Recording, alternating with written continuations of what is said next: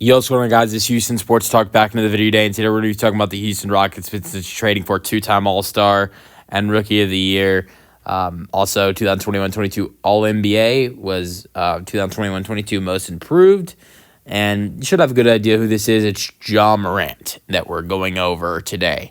So there was a little article on Bleacher Report about best landing spots for Morant, potential trades for Morant, and one of the trades that came up was to the Houston Rockets. And there's a lot of talk this offseason about, Rockets and what they're doing during, what they're going to trade, who they might trade for, who they might give up after their 7-game series loss to the Golden State Warriors. And, Morant is not one of the superstars you first mentioned when you talk about a Rockets trade this offseason. But he's on the list. I think you first look to Kevin Durant and Devin Booker first. You might even look to Giannis Antetokounmpo. I don't think that's likely, but it's been talked about. And then Morant is mentioned. And the trade that was suggested would be a very interesting one, but and you guys let me know your thoughts in the comment section about this potential trade before I go over it.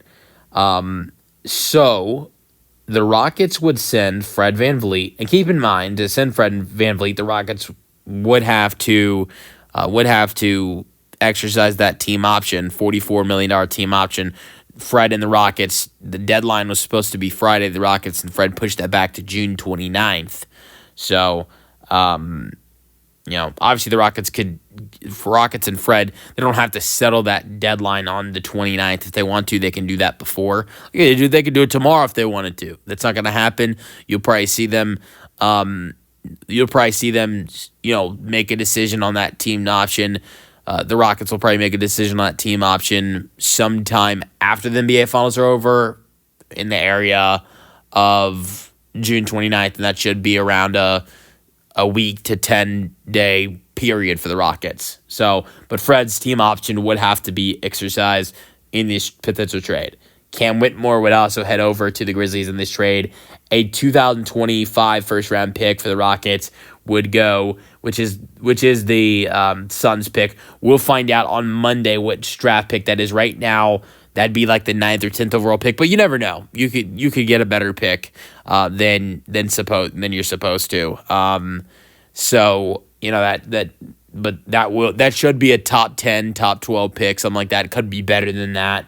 That would go to Memphis in this deal, and the Rockets would also send a 2028 first round pick that belongs to them. It's their pick, and it'd be top 4 protected, or top 3 or top 4 protected, something like that. So 2 first, one that should be a top 10 pick, if not 11 or 12, alongside VanVleet and Cam Whitmore for Morant, and alongside that is Jay Huff, a center. I'd actually really like Jay Huff coming into the Rockets, and I'll talk about this really quickly. The Rockets need 3-point shooting. Jay Huff is a big man that can knock it down for you. Jay Huff is 7'1", and didn't play a whole lot this year. 64 games, 11 minutes per game. But from 3, this guy shot 41% on three-point attempts per game, averaging 7 points per game. So Rockets need 3-point shooting. Jay Huff can get it done. So he would actually be a nice add-on piece of this potential deal, where you could put him on the floor with Alperen Sengun if you wanted to, potentially, because he's a good 3-point shooter. So that would be interesting. But getting back to Ja would be a great addition. The one thing that scares me with Ja, a lot of people might talk about the trouble he gets in, right? That's not what scares me. You've seen Ja in the last 2 seasons, him stay out of trouble. Yeah, he had the little incident with the Warriors. That wasn't something that you're looking at, so you should suspend Morant because he did this. You didn't look at what he did in that Warriors game and think, Ja should be suspended because he pointed a finger gun. I mean, I'm not okaying that behavior, because it's not. And John needs to stop that right now. I mean, you cannot do that in the NBA because there's too many kids that are watching. But it's not like it was something that was going on in that 2022-23 season where Ja was in serious trouble. Not even close. And so that's not something that concerns me. I know that concerns some other people. It's the injuries with this guy. John Morant has not played this is crazy. John Morant has not played 8 consecutive games since the 2022-23 season. This year, John Morant was not able at any point in the season was not able to play 7 consecutive games. I mean, that is what concerns me. The Rockets just played in a 7-game series. Would he not be able to play in all those 7 games? The injuries is that scares me. This year, the guy missed 32 games, played 50. He was great. I mean, averaged 23 points per game, 7 assists per game. He's a great player. I'm not doubting that. Actually, this year, I think he had a bad, compared to other years. In the years past, 3-point shooting was around the same compared to years of the past. I think his field goal percentage is what went down a little bit compared to past. This year, 45% from the floor. Years past, 47%. 2023-24 season, 2022-23 season, 46%. 2021-22 season, 49%. So the field goal percentage was down. 3-point percentage around the same. Points were just a tiny bit down, and assists were around the same. Steals were up. So, Ja had a good year, but he cannot stay healthy. The man has not played 8 consecutive games since the 2022-23 season and played 50 games this year, not playing 7 consecutive games. That is what concerns me. If you ask me, would you trade Van Vliet, 2 first-round picks, and Cam Whitmore for John Morant and Jay Huff? I am undoubtedly saying yes, that deal. Jay Huff makes it even sweeter, knowing how bad the Rockets need 3-point shooting. But also knowing how bad the Rockets need 3-point shooting, here's another thing I'll say. Fred is a guy who can knock down threes for you. You saw it in the postseason with Fred knocking down. Fred in games 4 through 7 of that series was 21 for 33 from 3.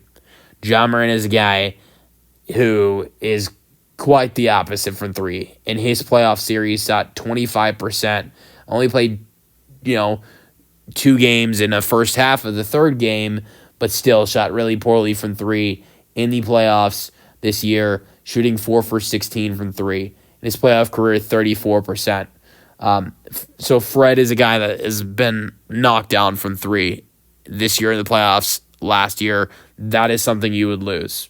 And just in the entire season, Fred has been a 3-point specialist for the Rockets team, and getting Jay Huff he doesn't help losing Fred.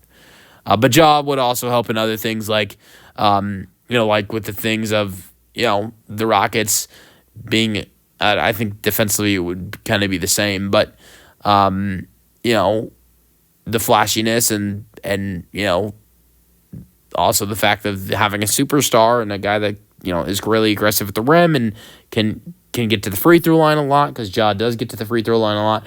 So you'd have that, but you'd lose Fred's veteran mentorship and his 3-point shooting, which would hurt, and you'd lose Fred's availability, which you don't know what availability you get with Ja Morant at all.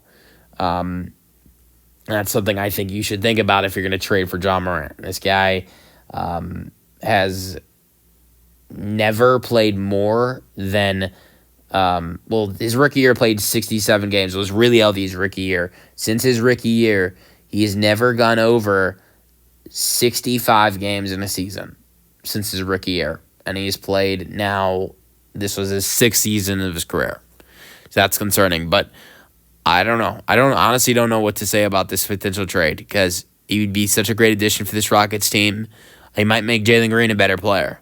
But at the same time, I don't know if it's worth it because of the injuries that we've seen from him in the past. But you guys let me know your thoughts on the potential trade in the comment section. Peace out. Go Rockets.